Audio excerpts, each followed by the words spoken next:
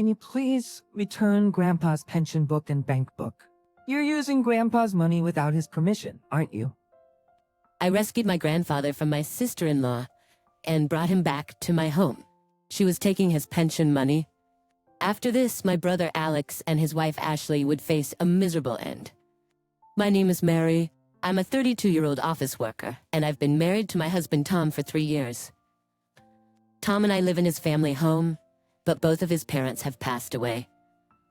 His father died before we got married, and his mother passed away last year. When I first moved in as his wife, his mom was in poor health and was hospitalized. For our wedding, we asked the hospital to grant her temporary leave, and she was able to attend our ceremony. Afterward, she passed away peacefully, surrounded by loved ones. My husband is an only child, so losing his mother meant he lost all his immediate family, and he was quite depressed at that time.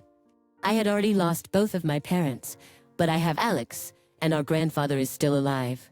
Currently, my grandfather lives with Alex, so occasionally, my husband and I visit my brother's house, and my husband happily chats with our grandfather. Although he is not a blood relative, my husband enjoys talking to my grandfather, who values family. My grandfather is in his late 80s and is still physically healthy, but he has started to become forgetful.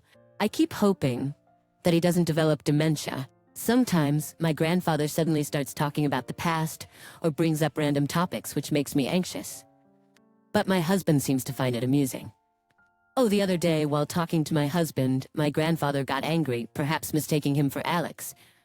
You're making fun of me and being a terrible grandson. My husband apologized, going along with my grandfather's story. But at some point, my grandfather realized his mistake and apologized to my husband. I'm sorry, you're Mary's husband. I got it wrong.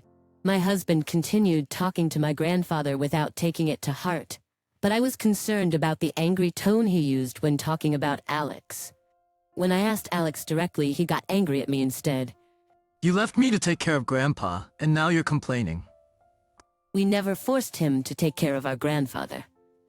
After our parents passed away, he and his wife started living in our family home. Our grandfather had been living there before that, so they ended up living together, and everyone agreed without any complaints, which is why things are the way they are now. If anything, it seemed like Alex and Ashley wanted to live with our grandfather, and I thought everyone was on board with it, especially Ashley, who seems to care for our grandfather and tends to his needs whenever I visit. However, my husband always complains after observing her behavior. Is she really taking good care of Grandpa? His clothes are dirty and there's dust in the room. My meticulous husband seems to observe every detail and suspects that she isn't taking proper care of our grandfather. She may appear to be well organized, but my husband seems to have labeled her as two-faced. He apparently saw her scolding Alex when we visited our family home during New Year's. Make sure you tell them not to come during New Year's so we can finally have some peace and quiet.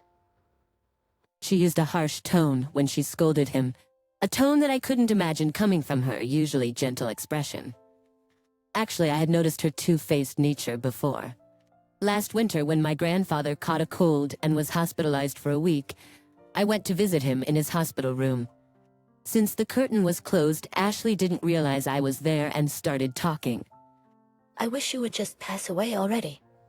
When she opened the curtain and saw me, she was so surprised that she jumped. She suddenly switched her tone to a sweet one and tried to change the subject, but I definitely heard her say that. However, we try to give them the benefit of the doubt, so when we visit my grandfather, we don't say anything bad about them. Since it's a small house, there's a high chance that they would overhear if my grandfather told us the truth.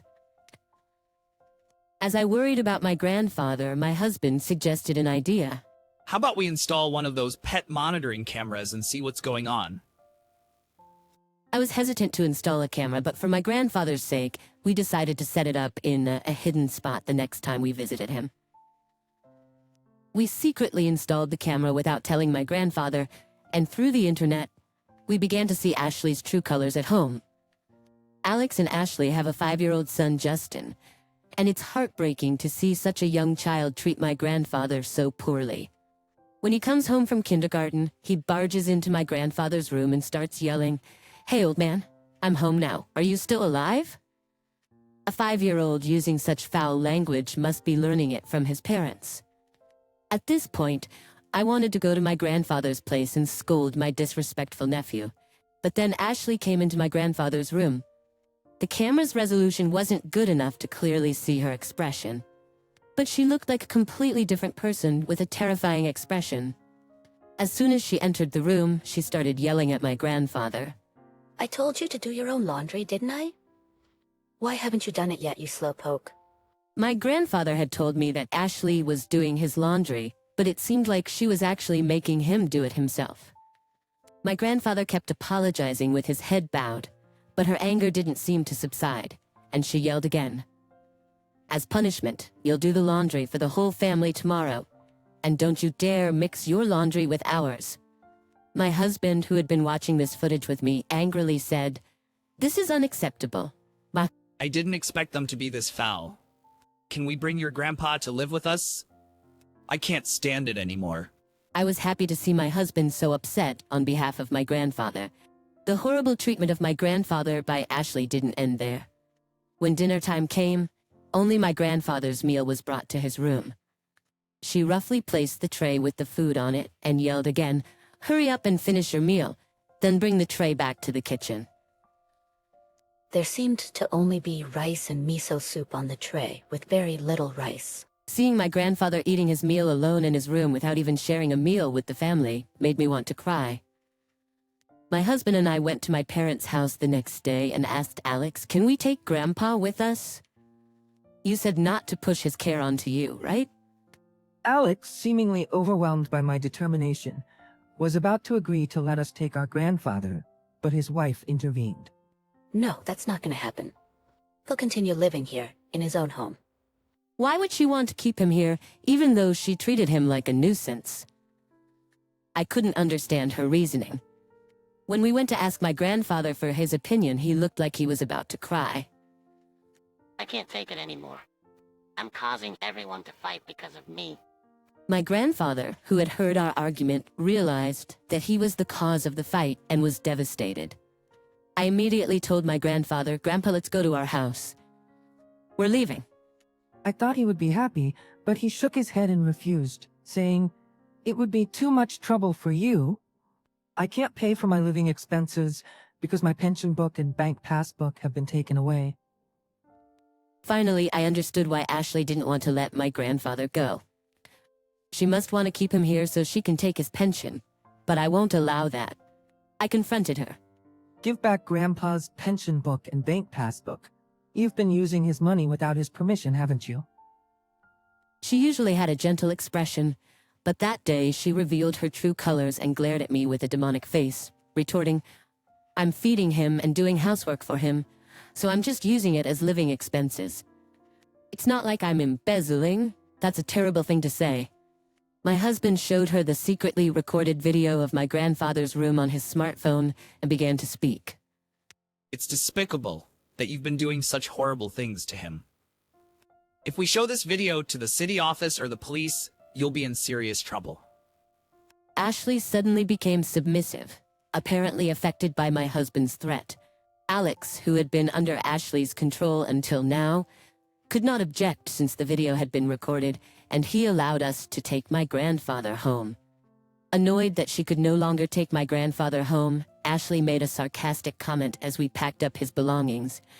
Annoyed that she could no longer take my grandfather's pension, Ashley made a sarcastic comment as we packed up his belongings. Poor Grandpa, now he'll have his pension taken by Mary. Poor Grandpa. Until now, you admit that you're using Grandpa's pension, right? If that's true, I want you to return that money to Grandpa. I couldn't help but retort since she had admitted to taking Grandpa's pension for herself. Ashley, thinking she had failed, left without saying anything. My image-conscious brother begged my husband multiple times to delete the video. I planned on deleting the video anyway because it would affect Grandpa's reputation. I talked to Grandpa again. Grandpa, let's live together at our place. Let's move in right now. With tears in his eyes, Grandpa replied, "Thank you." Once we got his pension book and bank book back, Grandpa immediately moved in with us. Grandpa, who had come to our house, looked completely different with their bright expression. His mind seemed clear and his forgetfulness was gone. While living with Alex and Ashley, he hardly ever went outside, but since coming to our house, he goes for walks every morning. Strangely enough, only good things have been happening since Grandpa came to our house. My husband got promoted at work and I won a lottery that I always bought. The lottery win was not a big win, just $100. It was nothing more than a coincidence. But Grandpa was about to have even greater luck. Grandpa's brother, Patrick, who had been out of touch for more than 50 years, passed away. And Grandpa was to inherit his vast fortune. Patrick had succeeded in business but remained single for life, so he had no children and the only surviving sibling was Grandpa. Grandpa, who was about to inherit around $2 million, remained calm, but I got completely carried away. Thinking about what to buy and where to go on vacation, my husband, looking exasperated, said to me, "It's not your money. Since it's the inheritance from your grandfather, we must leave its use up to him." Hearing my husband's words, I began to calm down, but I was surprised when my grandfather announced he would donate his inheritance. According to him, Patrick had wanted to donate the inheritance, but since there was no official will, my grandfather inherited it all. Wanting to respect his brother's wishes, my grandfather decided to donate the entire sum. He chose to give it to the local government, and the large amount has become quite the topic in our town. The government even decided to hold a ceremony to express their gratitude. My grandfather had wanted to donate quietly, but local media caught wind of his donation and will be attending the ceremony. Now he's nervous to attend. On the day of the ceremony, both my husband and I had work, so we couldn't attend, but we encouraged my nervous grandfather before leaving. During lunchtime, I turned on the TV and saw the ceremony on the local news with my visibly tense grandfather on screen. He was supposed to hand over the donation, but the venue seemed to be in an uproar. At that moment, a familiar man and woman appeared on screen, and I could hear the woman scream, That $2 million is mine. The broadcast cut off at that point, so I couldn't tell what happened, but the couple at the end looked very much like my brother and his wife. My coworker watching the news with me laughed, thinking it was a broadcasting accident. I didn't know why they were there, nor should they have known about the inheritance. That afternoon, I worked restlessly, and when my shift finally ended, I hurried home to ask my grandfather what had happened.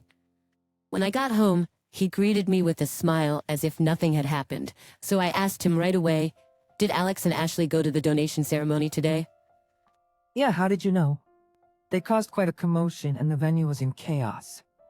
Security escorted them out.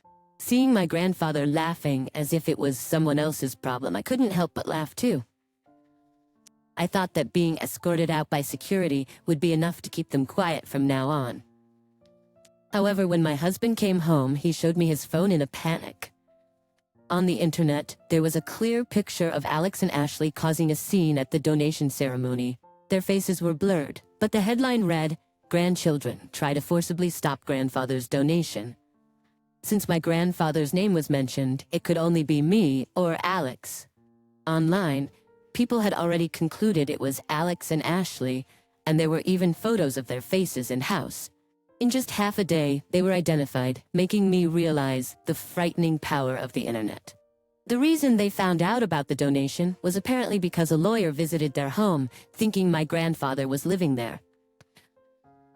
The lawyer was asking about my grandfather not mentioning the inheritance, but when the media started covering the donation, they went to Alex's house, and he found out about the $2 million inheritance. Alex had inherited our father's house and land, which didn't belong to my grandfather.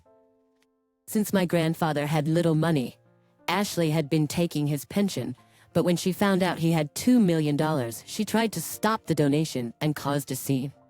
However, now they were labeled as a greedy couple trying to steal the money from their grandfather, so they faced criticism online and in real life. They had their faces and home exposed. They also faced criticism at work. It even became a topic at their son's kindergarten, and they were heavily criticized by other parents, causing them to leave the kindergarten. Ashley fled to her parents' house with their son, but her parents' house was soon identified as well. Alex was bad-mouthed by his colleagues at work and eventually resigned.